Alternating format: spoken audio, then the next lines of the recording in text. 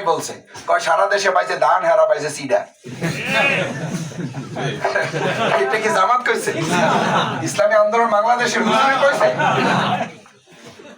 শহীদুল্লাহ সাহেব কইছে? হেরা নিজেরাই কইছে, কয় সারা দেশে ভাগ করে দিল ধান আর আমাকে ভাগে দিছে সিডা। এবার কি বাউফল বাজে সিডা লইয়া চলবে না দাড়িপাল্লা লইয়া চলবে? ইনশাআল্লাহ। আসেন, আমি কারো বিরুদ্ধে বলার জন্য এটা বলি না, বুঝার জন্য। এইটুকু আপনাদের যদি আমরা না বলি তাহলে হক আদায় হবে না।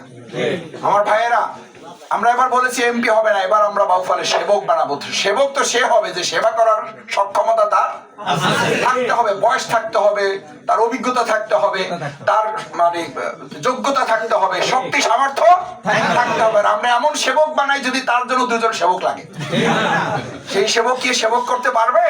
আমরা তার জন্য দোয়া করি, আল্লাহ তাকে নেখায় দান করুন, আল্লাহ তাকে শক্তি সামর্থ্য দান করুন। কিন্তু যতক্ষণ শক্তি সামর্থ্য তার ফিরে না আসে ততক্ষণ তো তার সেবা করা আমাদের দায়িত্ব। আমরা কথা দিচ্ছি, আমরা যদি বিজয়ী হই আমরা তাকেও সেবা করার আওতায় নিয়ে আসবো। আমরা তারও পরামর্শ নেব, তার অভিজ্ঞতা যদি ভালো থাকে সেই ভালো অভিজ্ঞতা গুলোকে আমরা কাজে ইনশাআল্লাহ। সম্মানিত ভাইরা, আসুন।